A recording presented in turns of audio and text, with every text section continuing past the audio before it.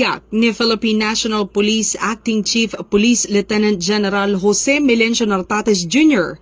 ang puspusang paghahanda ng kapulisan para sa nalalapit na Bangsamoro Autonomous Region in Muslim Mindanao parliamentary elections sa darating na ika-13 ng Oktubre 2025.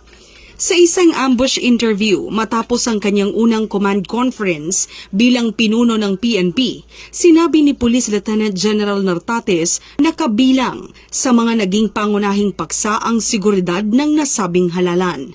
Dagdag pa niya, may 7 linggo pa ang PNP upang plantsahin ang lahat ng kinakailangang hakbang upang mapanatili ang kaayusan sa halalan sa rehiyon, na kilalang sensitibo sa usapin ng seguridad.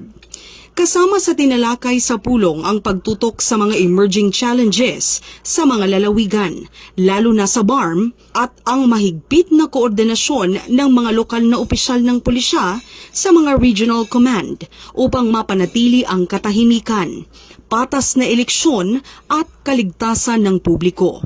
Tinalakay rin ang pag-aayos ng transisyon ng kapulisan sa Sulu Province, kasunod ng paglipat nito mula sa administrasyong BARM patungong Zamboanga Peninsula bilang bahagi ng paghahandang administratibo para sa eleksyon.